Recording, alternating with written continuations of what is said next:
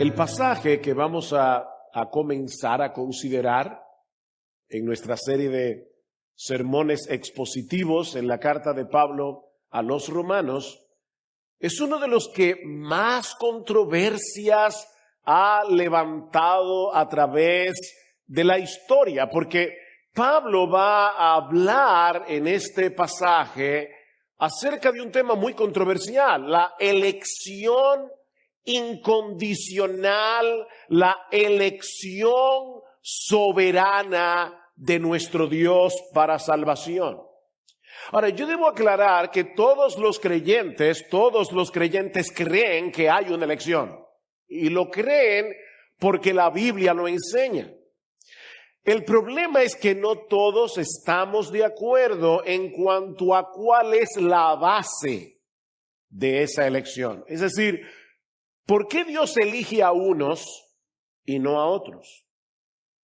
A través de la historia, los creyentes han respondido esta pregunta en sentido general, con sus pequeñas diferencias y sutilezas, pero en sentido general, los creyentes en Cristo han respondido esta pregunta de dos maneras distintas.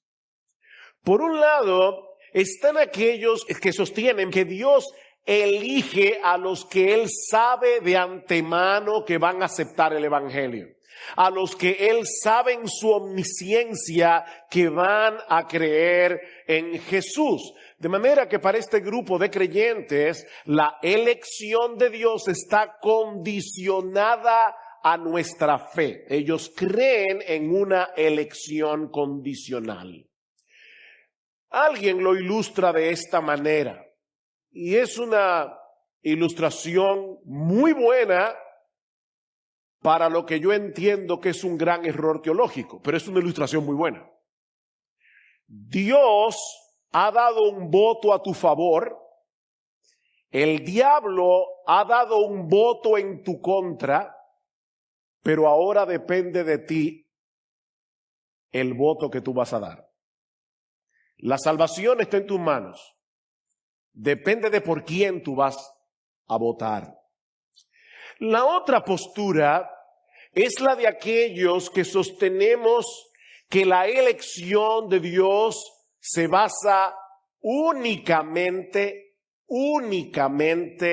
en su santa, soberana e incondicional voluntad. En otras palabras, es una elección sin condiciones. Es una elección incondicional. No había ninguna condición favorable en nosotros que moviera a Dios a elegirnos, ni siquiera el hecho de creer en Jesús. Pero aún así nos eligió, de manera que la razón está en Él, no en nosotros. Y aunque vamos a tratar este tema ampliamente en la mañana de hoy, porque ese es el corazón del argumento de Pablo en este pasaje, mis hermanos, debo recordarles, como veíamos el domingo pasado, que ese no es el tema primordial de esta porción de la carta a los romanos. Ese no es el tema primordial. El tema central de Romanos 9, 10 y 11 es la fidelidad de Dios a sus promesas. La fidelidad de Dios a su palabra. Vean el versículo 6 una vez más. Pablo dice, pero no es que la palabra de Dios haya fallado. Ese es el asunto que Pablo quiere discutir en estos 3 capítulos. La Nueva Traducción Viviente hace la siguiente paráfrasis de este pasaje. Dice, ¿acaso no cumplió Dios su promesa a Israel? La palabra, que significa palabra aquí, es palabra. No es que la palabra de Dios haya fallado, pero vamos a ver en el contexto que Pablo se está refiriendo a la promesa de salvación. ¿Ha fallado Dios a su promesa, a su palabra? Es como cuando tú le dices a alguien, tú me diste tu palabra. ¿Ha fallado la palabra de promesa de parte de Dios? Israel era el pueblo del pacto. a quienes Dios había prometido salvación por medio del Mesías, un Mesías que vino precisamente de Israel, de la descendencia de Israel. ¿Cómo explicar entonces que ese Mesías haya venido y la mayoría de los judíos lo hayan rechazado?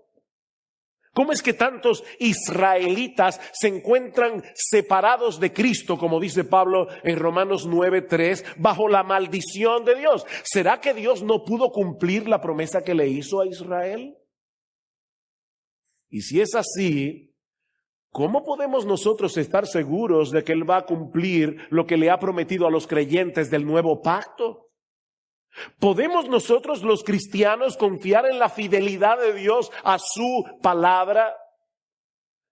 Cuando estudiamos el capítulo 8 de la carta a los Romanos, vimos en el versículo 28 que Dios promete que a los que le aman todas las cosas cooperan para bien. Esto es, a los que conforme a su propósito son llamados. Pablo concluye este capítulo diciendo que los creyentes somos más que vencedores por medio de aquel que nos amó, que no hay nada ni nadie en el universo que pueda separarnos del amor de Dios que es en Cristo Jesús, Señor nuestro. Y la pregunta es, ¿podemos nosotros confiar en esas promesas?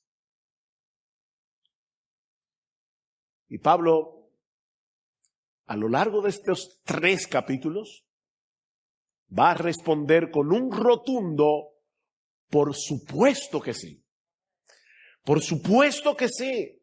Porque Dios no ha fracasado y nunca fracasará. Pero debemos entender que no todos los israelitas, que no todos los descendientes físicos de Abraham forman parte del verdadero Israel al que fueron hechas esas promesas.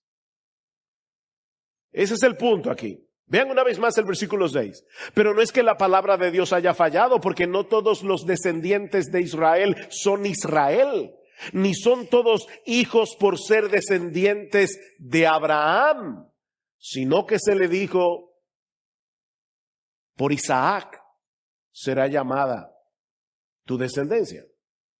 El Israel nacional, el Israel natural, está compuesto por todos los descendientes de Jacob, el nieto de Abraham, a quien Dios le puso el sobrenombre de Israel. Pero Pablo va a demostrar por medio de las Escrituras que desde el principio de la historia de la redención, Dios hizo una diferencia dentro de los mismos descendientes de Israel. Hay un Israel dentro de Israel. Eso es lo que Pablo está diciendo en el versículo 6. O si quieren ponerlo de otro modo, existe un Israel natural y existe un Israel espiritual. Al natural pertenecen todos los que tienen el ADN de Abraham. Al espiritual pertenecen todos aquellos que tienen, por decirlo de alguna manera, el ADN de Dios. El ADN de Dios. Aquellos que fueron escogidos gratuitamente por gracia, sin condición alguna, para venir a formar parte del verdadero Israel.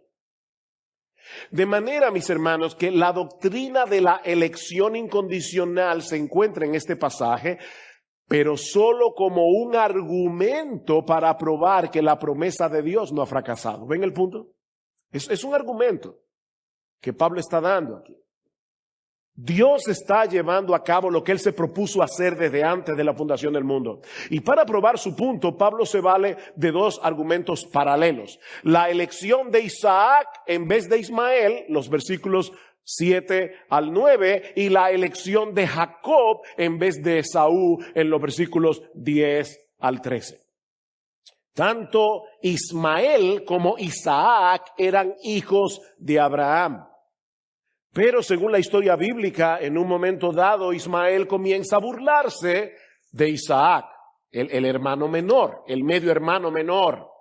Y Sara le pide a Abraham que eche fuera a la sierva con su hijo. Y por supuesto esto angustia el corazón de Abraham. Así que Dios le dice en Génesis capítulo 21, versículo 12, no te angusties por el muchacho ni por su sierva, ni por tu sierva. Presta atención a todo lo que Sara te diga, porque por Isaac será llamada tu descendencia. Esas son las palabras que Pablo está citando en Romanos capítulo 9, versículo 7. Y luego Dios le dice, y también del hijo de la sierva de Ismael haré una nación por ser tu descendiente. Dios va a cuidar de Ismael por ser hijo de Abraham. Pero la promesa del pacto será cumplida en Isaac, no en Ismael. Pero ahora escuchen, mis hermanos, con mucha atención la conclusión teológica que Pablo deriva de este hecho en los versículos 8 y 9. Esto es, no son los hijos de la carne los que son hijos de Dios, sino que los hijos de la promesa son considerados como descendientes. Ven, ya Pablo no está hablando solo de Isaac, hijos de Dios, descendientes. Versículo 9. Porque esta es una palabra de promesa. Por este tiempo volveré y Sara tendrá un hijo. Dios se le apareció a Abraham en Génesis capítulo 18, versículo 12, y le dice, ¿sabes qué? Dentro de un año Sara va a estar embarazada. Una promesa divina. Dentro de un año Sara va a salir embarazada. Lo que Pablo está diciendo aquí, mis hermanos, es extremadamente importante y muy glorioso. Muy glorioso. Ismael e Isaac representan dos descendencias distintas. Eso es lo que Pablo está diciendo. Los hijos de la carne y los hijos de la promesa, que son los hijos de Dios. Ahora, ¿qué significa eso de hijos de la carne, hijos de la promesa? Recuerden, mis hermanos, la historia de estos dos muchachos. Dios le había prometido a Abraham que le daría un descendiente por medio del cual serían benditas todas las familias de la tierra. Abraham tenía nada más y nada menos que 75 añitos cuando Dios le hizo la promesa. Y Sara 65. Y para colmo era estéril. Pero Abraham le creyó a Dios. El problema es que pasan los años. Y pasan los años. Y Sara no sale embarazada. Así que a Abraham y a Sara se les ocurre una idea genial. Tomar en sus manos el control de la promesa. Así que Abraham se acuesta con Agar, la sierva egipcia de Sara, y nace Ismael. Es en ese sentido que su nacimiento fue según la carne, porque fue el producto de lo que Abraham hizo como hombre. Fue el producto del esfuerzo de Abraham. Ismael fue concebido de manera natural como resultado de la obra de Abraham. Abraham embarazó a Agar como cualquier hombre puede embarazar a cualquier mujer. No había nada milagroso en el asunto, pero el nacimiento de Isaac fue completamente diferente. Abraham tenía ya 100 años, Sara tenía 90 cuando quedó embarazada de Isaac. ¿Saben por qué? Porque el embarazo de Sara fue sobrenatural. El embarazo de Sara fue el producto de la obra de Dios, no de Abraham. De la obra de Dios. Vean otra vez el versículo 9, porque esta es una palabra de promesa. Génesis 18:10. Por este tiempo volveré y Sara tendrá un hijo. Mis hermanos, esto es importantísimo lo que voy a decir ahora. Isaac es hijo de la promesa, no solo por el hecho de haber sido un hijo prometido. Esa no es la idea. Isaac es hijo de la promesa porque fue la promesa de Dios lo que hizo posible que él naciera. Es en ese sentido que él es hijo de la promesa. Era imposible para una mujer estéril de 90 años salir embarazada, pero Dios lo prometió. Su palabra fue suficiente para abrir la matriz de Sara. La palabra de Dios, la promesa de Dios. Y Sara salió embarazada. Ahora, mis hermanos, no olviden qué es lo que Pablo está tratando de probar aquí. Pablo no está dando una clase de escuela dominical sobre la historia de Sara y Abraham. Lo que Pablo está tratando de probar es que no todos los hijos de Israel son Israel. Ese es su argumento. No lo olviden eso. Eso es lo que él está tratando de probar. Y el argumento aquí es que tanto Ismael como Isaac eran descendientes de Abraham, pero Ismael es el producto de la voluntad de Abraham, mientras que Isaac es el producto de la voluntad de Dios. Y lo mismo podemos decir del resto de la descendencia espiritual de Abraham, sean judíos o gentiles. Nadie se hace hijo de Dios por voluntad propia, sino por la promesa divina. Es por eso que Juan nos dice en el prólogo de su evangelio que los hijos de Dios no nacieron de sangre, ni de la voluntad de carne, ni de la voluntad de varón, sino de Dios. Es por la voluntad de Dios. El nacimiento de Isaac es una muestra de la manera como Dios engendra a todos sus hijos. Todos son traídos de la muerte a la vida por el poder regenerador del Espíritu de Dios, simplemente porque en la eternidad Dios decidió que esos fueran suyos. Escribiendo a los Gálatas, una iglesia compuesta mayormente por gentiles, Pablo les dice en Gálatas capítulo 4 versículo 28, escuchen esto: y vosotros, hermanos, como Isaac, sois hijos de la promesa. ¿Ven la conexión?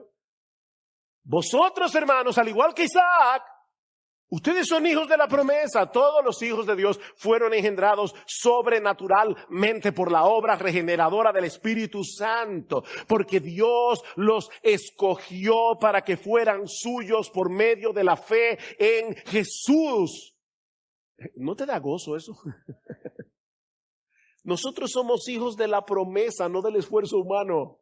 No fue que hubo un predicador muy elocuente, con una oratoria fascinante, que nos movió a venir a Cristo en arrepentimiento y fe. No, fue el Espíritu de Dios, el que cuando su palabra estaba siendo predicada te dijo, vive, y tú estabas sucio en tu sangre cuando Dios te sacó del abismo y te trasladó del reino de las tinieblas al reino de su amado Hijo. Aleluya, como cantábamos hace un momento.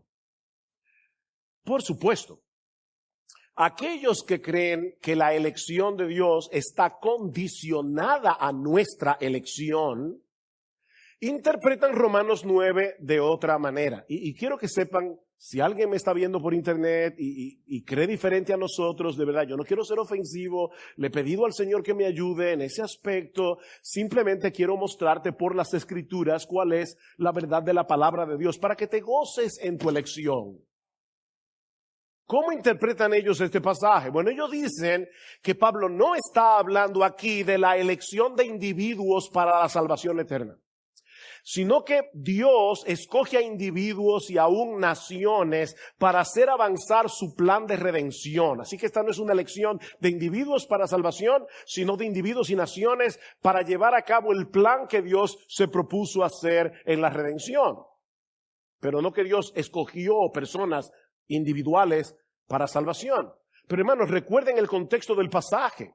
Lo que angustiaba el corazón de Pablo era la incredulidad generalizada de los judíos. Miles de israelitas estaban separados de Cristo y bajo la condenación de Dios, como vemos en los primeros 5 versículos de Romanos 9. Es evidente, mis hermanos, por el contexto, que Pablo está pensando en la elección de individuos para vida eterna. Vean el versículo 23, que vamos a ver más adelante. Dice cómo Dios Hizo de la misma masa vasos para honra y vasos para deshonra. Y dice, lo hizo para dar a conocer las riquezas de su gloria sobre los vasos de misericordia que de antemano Él preparó para gloria. Es decir, nosotros, a quienes también llamó, no solo de entre los judíos, sino también de entre los gentiles. ¿En qué está pensando Pablo aquí? ¿Cuál es la idea de tomar el ejemplo de Ismael y de Isaac, de Jacob y de Saúl? Que Dios soberanamente escoge individuos para salvación. Entre vasos de ira, Él decide tener misericordia. Y vamos a ver la semana que viene cómo Pablo dice, Él tendrá misericordia del que tenga misericordia y se compadecerá del que Él se compadezca. Él es soberano. Vean el capítulo 10. Pablo dice en el versículo 8, esta es la palabra de fe que predicamos, que si confiesas con tu boca a Jesús por Señor y crees en tu corazón que Dios le resucitó de entre los muertos, serás salvo, porque con el corazón se cree para justicia y con la boca se confiesa para salvación. Pues la Escritura dice, todo el que cree en Él no será avergonzado, porque no hay distinción entre judío y griego, pues el mismo Señor es Señor de todo, abundando en riqueza para todos los que le invocan, porque todo aquel que invocare el nombre del Señor será salvo. ¿Se puede ser más individual? Es obvio que Pablo está pensando en la salvación de individuos aquí. Y lo vemos en el mismo pasaje de Romanos 9, porque en el versículo 8 dice, esto es, no son los hijos de la carne los que son hijos de Dios. Ahí está muy claro. Sino que los hijos de la promesa son considerados como descendientes. Y es como dice un comentarista, siempre que Pablo usa la expresión hijos de Dios, siempre, en Romanos, en Filipenses, es para referirse a personas que le pertenecen a Dios. Y le pertenecen a Dios porque Él decidió que fueran suyas. Wow, de verdad, hermanos, esto es sorprendente. Dios, desde la eternidad, Dios decidió que tú fueras suyo. Dios decidió eso. Ese es el argumento de Jesús, nuestro bendito Señor, en el discurso del buen pastor. En el capítulo 10, yo soy el buen pastor y conozco mis ovejas y las mías me conocen. De igual manera que el Padre me conoce y yo conozco al Padre y doy mi vida por las ovejas, no por las cabras. Yo doy mi vida por las ovejas. Tengo, por favor, esto es importante aquí, gramática española. Tengo, presente, ahora, hace 2000 años, Jesús dijo, yo tengo otras ovejas que no son de este redil, los gentiles. Ahí estábamos tú y yo. Yo tengo, ya las tengo, ya eran de Jesús. Yo tengo, no voy a tener, a ver si tal vez ellos creen en mí. Yo tengo otras ovejas que no son de este redil. A esas también es necesario traerlas y oirán mi voz. No hay una mezcla, una chispa de duda en la palabra de Jesús. Ellos oirán mi voz y la oirán porque son mías. Y serán un rebaño con un solo pastor. Más adelante, los judíos comienzan a decirle a Jesús, pero dinos finalmente si tú eres el Cristo. Y dice, pero yo eso lo he dicho ya. Pero ustedes no creen.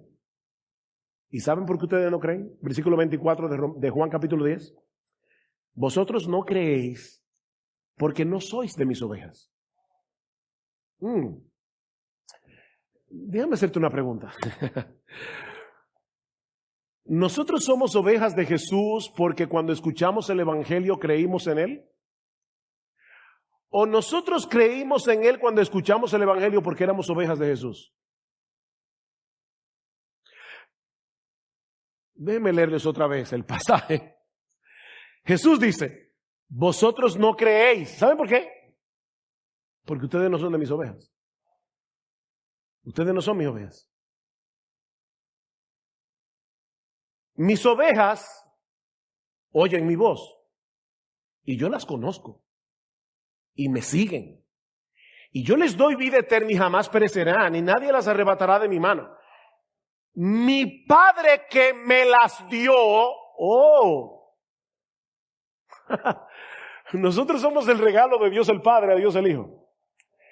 Mi Padre que me las dio es mayor que todos y nadie las puede arrebatar de la mano de mi Padre. Y es exactamente lo mismo que vemos en el capítulo 17 del Evangelio de Juan, cuando el Señor está intercediendo por sus discípulos. Dice, estas cosas habló Jesús y alzando los ojos al cielo dijo, Padre, la hora ha llegado, glorifica a tu Hijo para que el Hijo te glorifique a ti.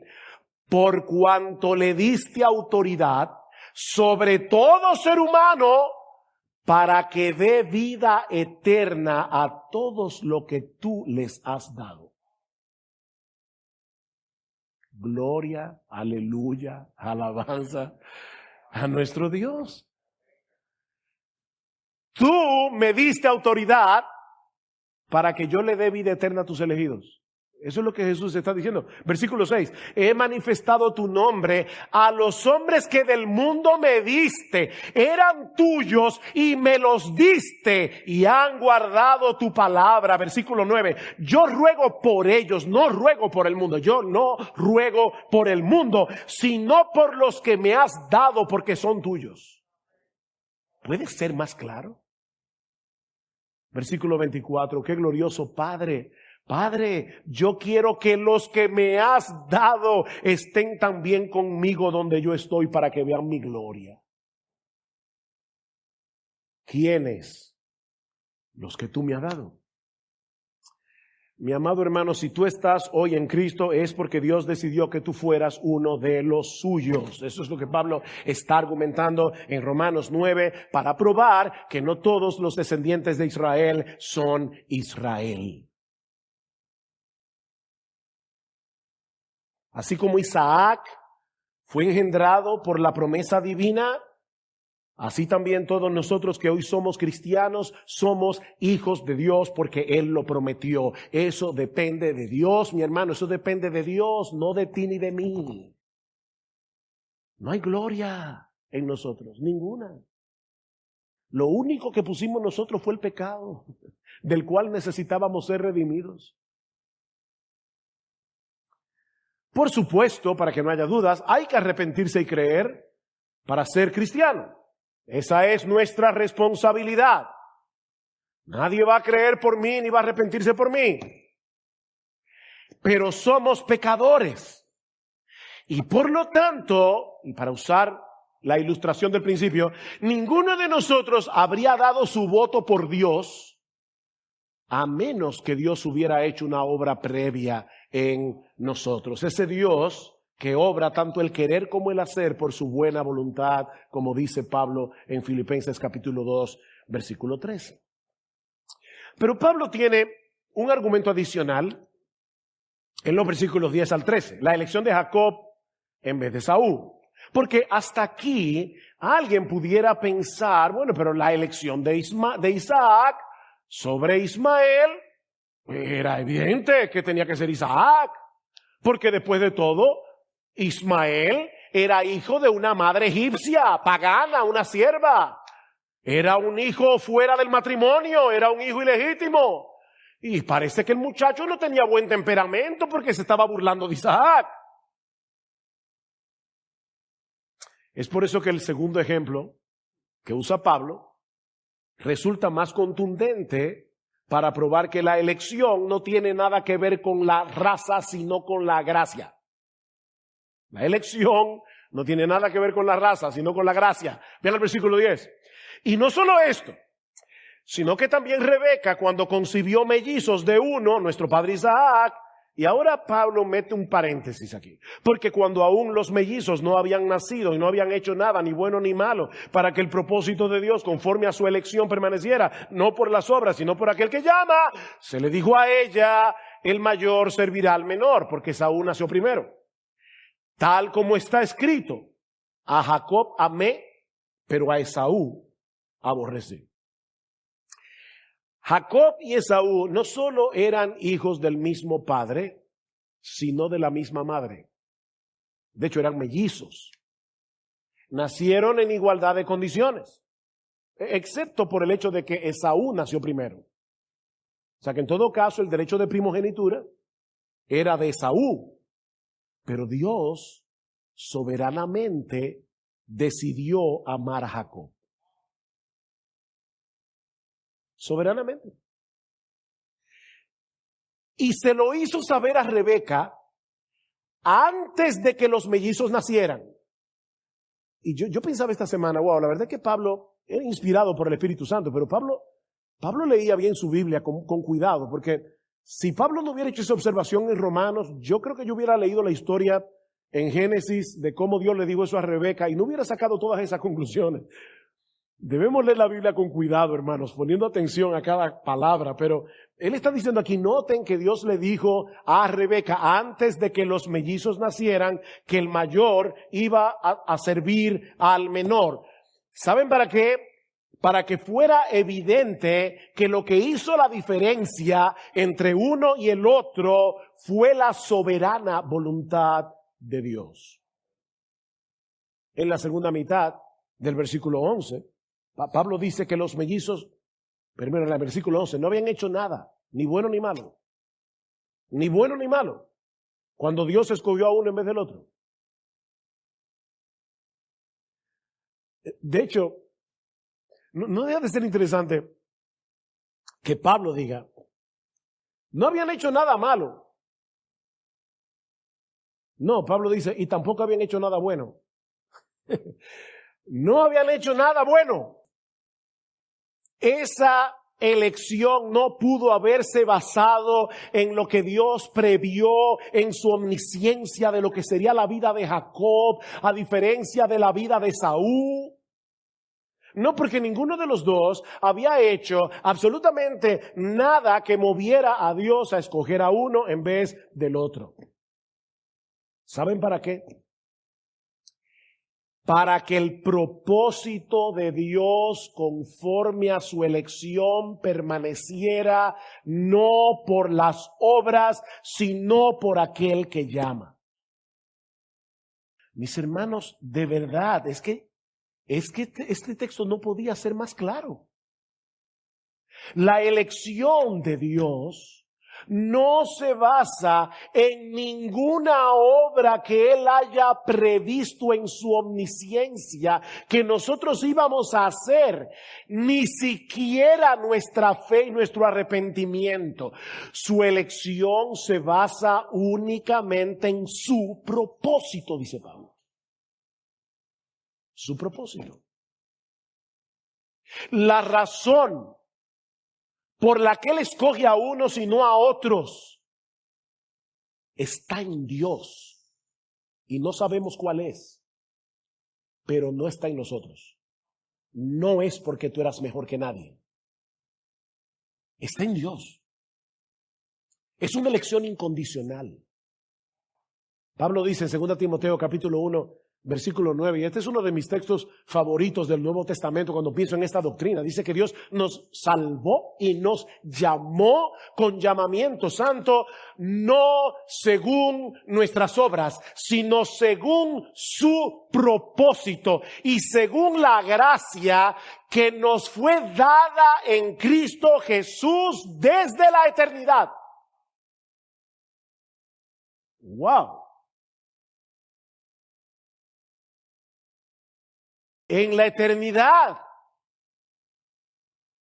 Dios dijo, Sujel Michelén va a ser objeto de mi amor y yo le voy a dar mi gracia en Jesús. ¿Por qué, Señor? Como dicen los españoles, vaya usted a saber.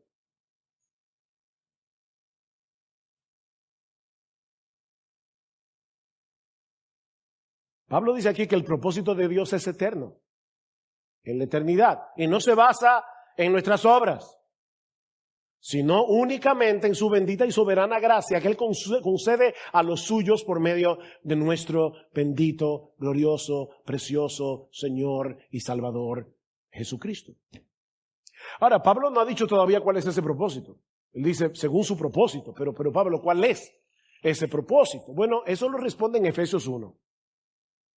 En Efesios 1. En el versículo 11 y 12 de Efesios 1, dice, también hemos obtenido herencia, habiendo sido predestinados según el propósito de aquel que obra todas las cosas conforme al consejo, al decreto de su voluntad.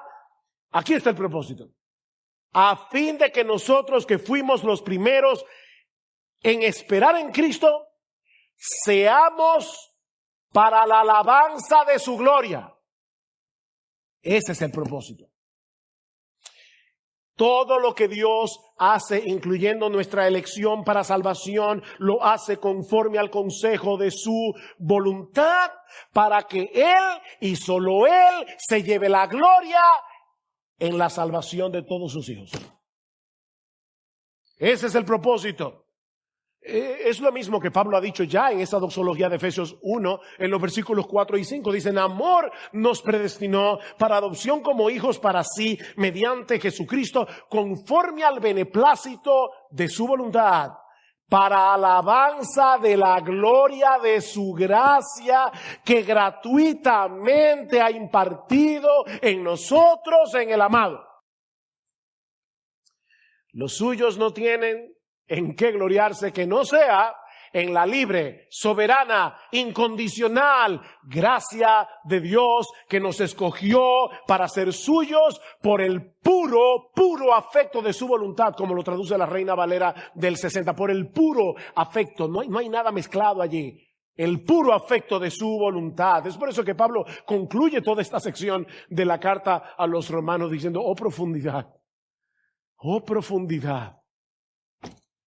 de las riquezas, de la sabiduría y de la ciencia de Dios. Y termina diciendo, porque de Él y por Él y para Él son todas las cosas, a Él sea la gloria. Es de Él, es por Él y es para Él. No es de Él, por Él y para mí. Es de Él, por Él y para Él.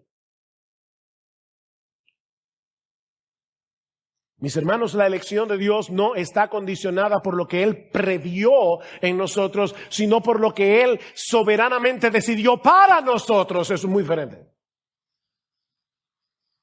Y para que no haya ninguna duda, Pablo concluye en el versículo 13, citando un texto que se encuentra en el capítulo 1 de Malaquías, tal como está escrito: a Jacob amé y a Esaú aborrecí. Pastor, ¿y qué significa eso? Eso mismo. A Jacob amé y a Esaú aborrecí. Y cuando nosotros vimos este texto de Malaquías en su contexto, porque una de las cosas que debemos aprender de Pablo cuando cita la Escritura es que nunca la cita fuera de contexto.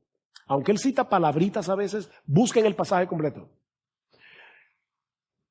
Cuando vemos ese texto en su contexto, entendemos mejor cómo encaja Malaquías 1 en la argumentación de Pablo.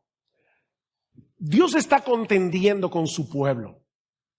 Y le dice en el versículo 1, profecía de la palabra del Señor a Israel, por medio de Malaquías. Yo os he amado, dice el Señor. Pero vosotros decís, ¿en qué nos has amado? Oye, y Dios les responde, ¿no eres Esaú, hermano de Jacob? Declara el Señor. ¿Ven el mismo argumento de Pablo? Eran hermanos. Eran mellizos. Hijos de la misma madre y del mismo padre. ¿No eran hermanos? Dice Dios. Sin embargo, yo amé a Jacob y aborrecí a Esaú. E hice de sus montes desolación y di su heredad a los chacales del desierto. Mi hermano, ten mucho cuidado de querer suavizar la palabra de Dios. Dios dice en su palabra lo que Él dice. Pero ahora escuchen lo que dice el versículo 4 de Malaquías 1. Aunque Edom dice, hemos sido destruidos, pero volveremos y edificaremos las ruinas. El Señor de los ejércitos dice así, ellos edificarán, pero yo destruiré. y los llamarán territorio impío y pueblo contra quien el Señor está indignado para siempre. Mis hermanos amados de Iglesia Bíblica del Señor Jesucristo, la razón por la que Saúl se perdió no fue porque Dios no lo eligió, fue por su impiedad. Eso es lo que está diciendo Malaquías. Eran impíos él y todos sus descendientes eran impíos. Pero no olviden que Jacob también era un impío. Yo sé que ustedes han oído esta historia muchas veces, pero es como cuando aquella señora se le acerca a Spurgeon y le dice: señor Spurgeon, yo realmente no entiendo Romanos 9:13. ¿Cómo es eso de que a Jacob amé y Esaú aborrecí? Y Spurgeon, con esa agudeza que lo caracterizaba, dice: mire señora, yo tampoco entiendo ese texto. Ahora, perdón, déjeme hacer una pregunta. ¿Qué es lo que usted no entiende? O eso de que yo aborrecí a Esaú. No, esa parte yo lo entiendo. Lo que yo no entiendo es cómo amó a Jacob. Jacob era un impío. Lean Génesis. Un engañador, un suplantador. ¿Y saben qué? Aún así Dios le escogió. Dios decidió amarlo.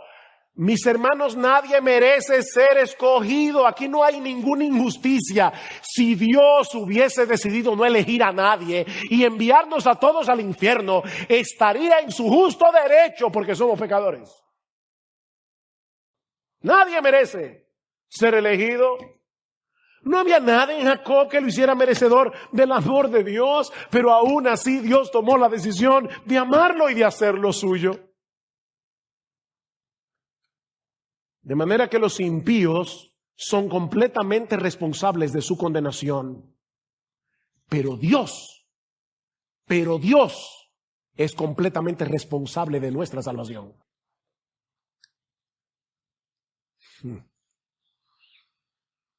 Él en su bondad, en su misericordia, decidió soberanamente amarnos en la eternidad y en el tiempo obrar en nuestro corazón por el poder del Espíritu Santo, abrir nuestros oídos sellados para que escucháramos el Evangelio, abrir nuestros ojos para que viéramos nuestro pecado y la hermosura de Jesús crucificado y corriéramos hacia Él en busca de salvación.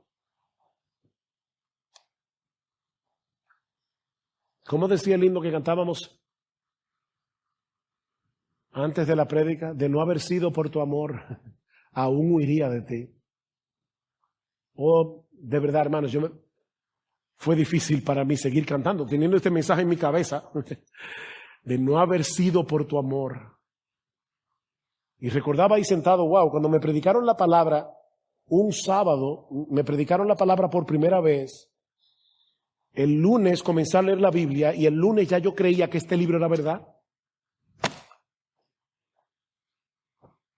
Explícame eso. ¿Saben que uno de mis pasatiempos cuando yo era adolescente era escuchar una emisora pentecostal para imitar a los predicadores y burlarme de los testimonios que daban? Para mí no había una cosa más estúpida que el Evangelio de Jesucristo. ¿Cómo puede ser que de sábado a lunes, sin leer a Josh McDowell, sin leer ningún libro de apologética, yo creía que este libro entero era verdad? De verdad, hermanos, yo pensaba ahorita, lo que pasa es que no se puede, pero yo decía, yo debería predicar esto de rodillas. Hay un corito que seguramente la mayoría de ustedes conoce. Fue el corito que nosotros cantamos el día de nuestro bautismo, ahí en la pileta. He decidido seguir a Cristo. He decidido seguir a Cristo. No vuelvo atrás. No vuelvo atrás. ¿Saben qué? Eso es verdad. Eso es verdad, tú y yo vinimos a Cristo en arrepentimiento y fe porque decidimos seguir a Cristo. Eso es verdad, pero no es toda la verdad. ¿Qué fue lo que hizo posible que tú y yo tomáramos esa decisión si estábamos muertos en nuestros delitos y pecados? La obra regeneradora del Espíritu de Dios que nos dio vida conforme a la elección de Dios el Padre. Por eso un teólogo sugiere añadirle 2 estrofas al corito. En español sería más o menos así. Porque el Espíritu me ha dado vida. Porque el Espíritu me ha dado vida. Porque el Espíritu me ha dado vida. No vuelvo atrás. No vuelvo atrás. Pues fui elegido por Dios el Padre. Pues fui elegido, vamos, canten. Pues fui elegido por Dios el Padre. Pues fui elegido por Dios el Padre. No vuelvo atrás. No vuelvo atrás. La semana que viene, vamos a ver 2 de las objeciones que algunos levantan contra la doctrina de la elección incondicional. En el versículo 14 dice, ¿qué diremos entonces? ¿Que hay injusticia en Dios? Y en el versículo 19, pues entonces no somos libres, somos robots, porque me dirás entonces, ¿por qué pues todavía reprocha a Dios? Porque ¿quién resiste a su voluntad? ¿Le suena eso, verdad? Si la elección es incondicional, Dios es injusto.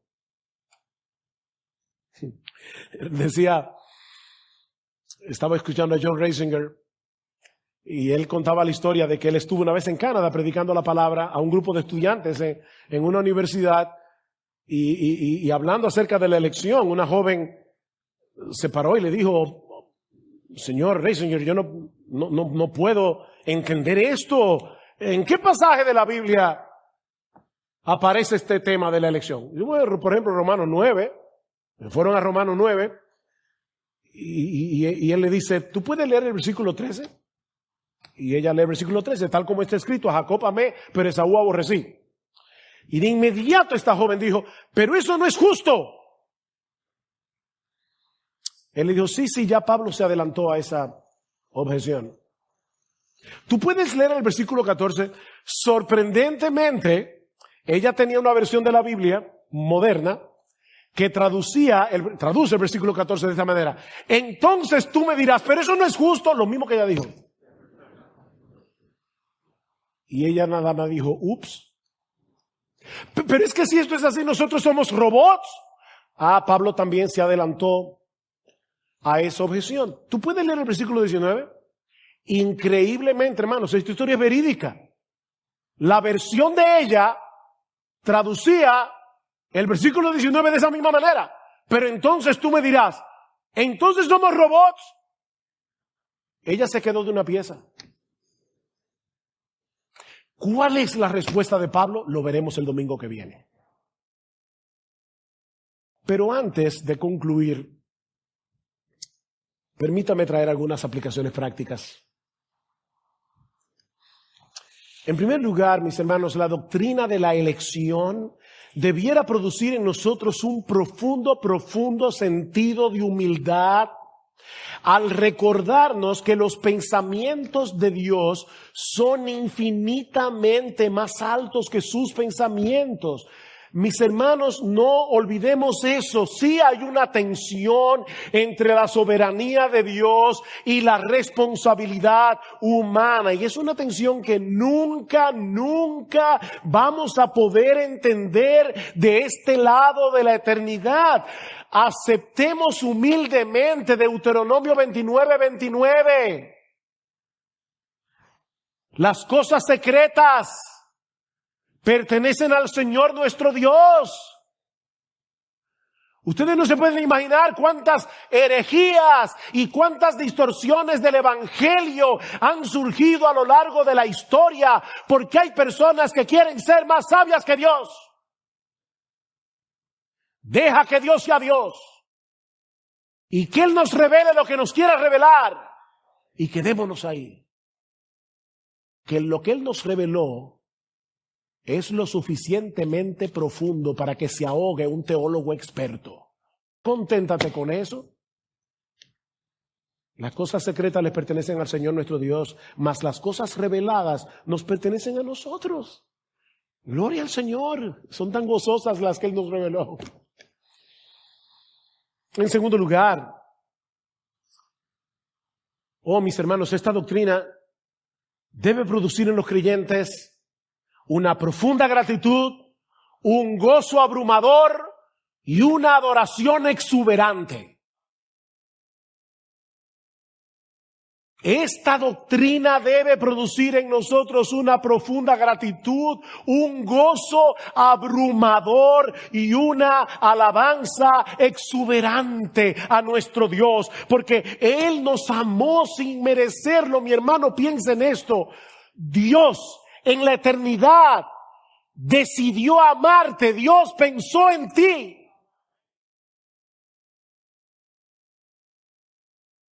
Y cuando Cristo oraba en Juan 17, yo no ruego por ellos, yo ruego por los que tú me diste. Él estaba orando por ti. Si tú eres cristiano. De verdad, hermanos. Honestamente, yo no sé ni qué decir. No había nada en nosotros que nos hiciera atractivos ante los ojos de Dios. Más bien sí había mucho para hacernos repugnantes. Y aún así Dios nos amó. Oh, misterio de los misterios.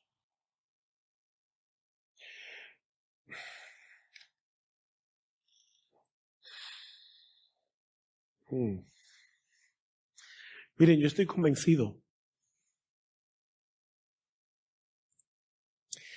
de que solo en el cielo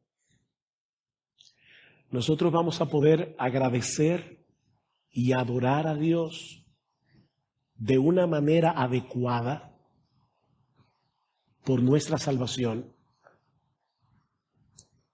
Eso solo lo podremos hacer en el cielo. Pero mis hermanos, nosotros debemos pedirle a Dios en oración, aquí y ahora, que hasta donde sea posible en un corazón no glorificado, nos conceda un espíritu de gratitud, de alabanza, de entrega. Ahora, Señor, yo viviré por ti, tus mandamientos seguiré por tu poder en mí. Haz lo que quieras de mí, Señor.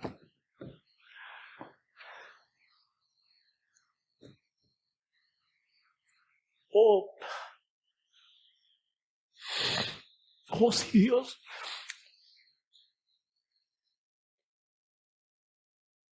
Nos ayudar a internalizar esto, hermanos. De verdad, esto es tan sorprendente.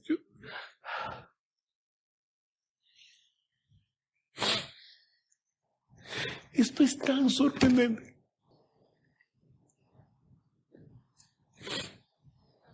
Pero, en tercer lugar, mis hermanos, tenemos que entender que la doctrina de la elección incondicional no elimina la necesidad de predicar el Evangelio. Lo hemos dicho muchas veces desde este púlpito, no nos cansaremos de repetirlo. Dios no solo escogió por gracia los que se van a salvar, sino también los medios a través de los cuales se van a salvar. La oración y el evangelismo. Nadie se va a salvar sin el evangelio.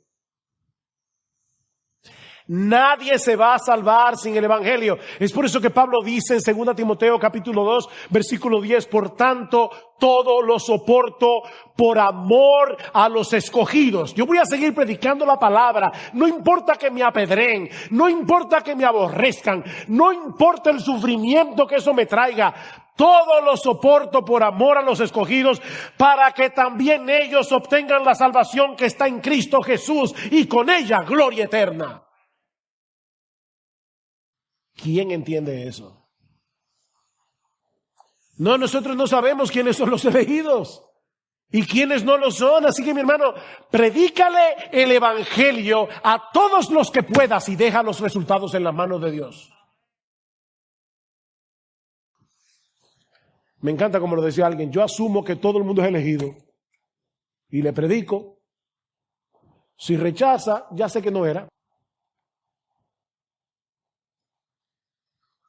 Y en cuarto lugar y finalmente, si al escuchar este mensaje alguno se está preguntando, pastor, ¿y cómo puedo yo saber si soy uno de los elegidos? Alguien decía, bueno, tienes dos opciones. Una es tomar una escalera bien alta, llegar al cielo, buscar el libro de la vida y ver si tu nombre está ahí. Pero como eso no es posible, solo te queda una opción. Arrepiéntete de tus pecados y confía únicamente en Cristo para la salvación de tu alma. Arrepiéntete y cree. Arrepiéntete y cree, mi hermanos, mi amigo que estás aquí, mi amigo que me estás escuchando por la internet. La elección es responsabilidad de Dios, así que eso está en buenas manos. La responsabilidad tuya y mía es arrepentirnos y creer. Cristo murió en la cruz del Calvario para que pecadores como tú y como yo pudieran salvarse por medio de la fe. Y es sorprendente cómo el mismo Jesús, sin ningún problema, conecta ambas ideas. Uno de los textos que me encantan en ese sentido es Mateo capítulo 11. De hecho, si alguien me dijera, dime un solo texto que demuestre sin lugar a dudas la elección, le voy a decir, tengo que coger uno solo. Mateo 11, 27. Todas las cosas me fueron entregadas por mi Padre, y nadie conoce al Hijo sino el Padre, ni al Padre conoce a alguno sino el Hijo, y aquel a quien el Hijo lo quiera revelar. Tú conociste al Padre porque el Hijo te lo reveló. Porque nadie conoce al Padre excepto el Hijo. Nadie conoce al Hijo excepto el Padre. A menos que ellos decidan abrirte el entendimiento, nadie pudiera conocerlo. Pero ¿saben lo que dice Jesús inmediatamente después de decir eso? Venid a mí todos los que están trabajados y cargados, y yo los haré descansar. Llevad mi yugo sobre vosotros y aprended de mí, que soy manso y humilde de corazón, y hallaréis descanso para vuestras almas, porque mi yugo es fácil y ligera mi carga. Mi amigo, si tú dejas de confiar en tus méritos y en tus buenas obras y vienes a Cristo hoy, ahora, confiando únicamente en su vida perfecta, en su muerte en la cruz, en su resurrección, en su ascensión, sentado a la diestra del Padre, todos tus pecados serán perdonados y Dios te concederá gratuitamente por gracia el don de la vida eterna. Oh, ven a Cristo y ven ahora, porque las puertas de la salvación están abiertas de par en par para todo aquel que cree.